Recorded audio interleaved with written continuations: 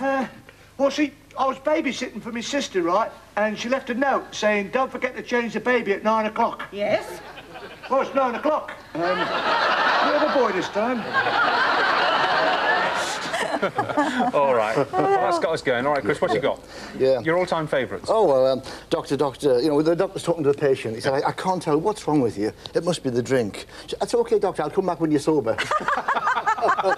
Yes, right. And a true story. Yeah. When you're in medicine, you go into the wards for the first time, and we had a professor of medicine. He said, no, the first thing you do is use your eyes. Watch what the patient's doing, use your ears, look for clues. You're a detective, detecting disease. And let's go to the first patient. First patient's a diabetic. The patient's lying there. He said, now, what do you know about diabetes?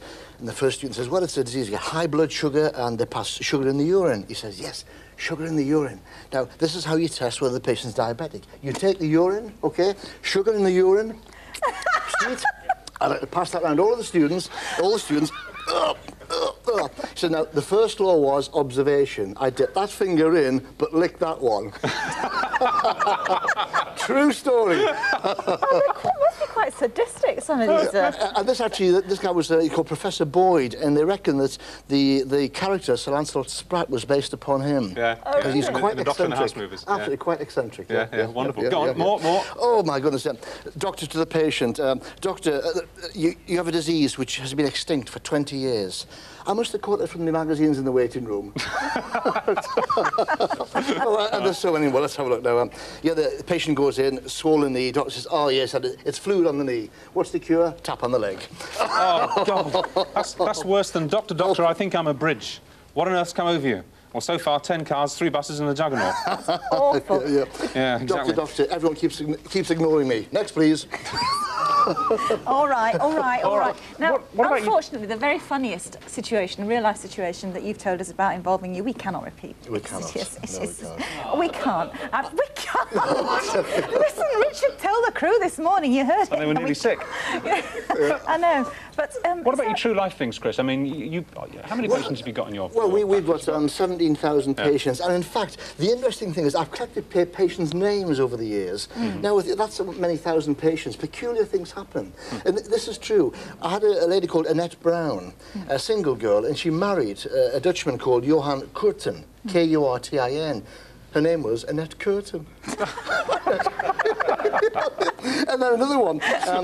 There's the Carter family. They had a little boy, and they named him after Orson Welles. He was called Orson Carter. Orson Carter. And these are genuine. And then another one, a chap called Terence Bull. Well, they called him Terry Bull. Terry Bull. Oh, did we do it on purpose, these and another genuine one. The McAllister family have a little boy, and they called him Alistair. Alistair McAllister. Oh, that's Would you believe cruel. it? Then the McCoubry family, little girl, Ruby McCoubry. genuine situations. And another one, the little lad was called Arthur, and the surname was Moe, Arthur Moe. Arthur Moe. All right, that'll do now. Did I tell you about my vasectomy? No. I was lying on the table, having this vasectomy, and I'm naked from the waist down. He's off now, he's off. And the entrance to the theatre is right down there, so I can just see the door between my feet, so I'm naked from here down. And the sister came in and said, morning, Dr. Steele. And the surgeon said, how did she recognise you? All she could see was the feet and the tackle. Is that true? Oh, yeah. True story. Yeah. Rivals Bungalow Bill story, but we won't go into that one. All right, I'm not allowed enough. to tell the story of your vasectomy when you came... Well, can I? Yeah, you can, you like. Not particularly the funny, it's worst more bit. agonising. No, I know. It's just that we went to this clinic and it was full of men having vasectomy, accompanied by their wives who were doing the driving, you know. And we sat there and we waited for about 3/4 of an hour, and every 10 minutes or so, a bloke would come out looking perfectly all right, you know, just perfectly happy, go off and swat a big smile on his face. Comes toes down, he opens the door, comes in. He literally could not walk. You were bent double, weren't you, with the pain? But this is because the anaesthetic didn't work, but I've told this story before. The anaesthetic had a local anaesthetic and it didn't take. Well, it did on the surface, but not when they got in. Ooh. Oh, dear. Yes. Yeah. It's heavy. Legs akimbo. Absolutely, mate. Kimbo. Yes. For a long time. All right, well, look, the rest of Chris's jokes, I'm afraid, as we said, are too sick or too naughty for transmission. His humour needs urgent treatment. A complete bypass on all those old gags isn't out of the question. We do need your help, so please dial our emergency joke line. Oh, my God, it's going to be one of these mornings full of puns. On 0345 55 1000. We'd like loads of jokes. Any funny medical stories you've heard on the ward or in the waiting room, something that's actually happened to you. It's is your chance to have us in stitches. And we'll take it as near the knuckle as we can. OK, we're taking a break now, then we're back with fashion. It's Gingham, the spring, or summer, I should say, if it is summer, and Daniela Westbrook from EastEnders is going to be here. See you in a second.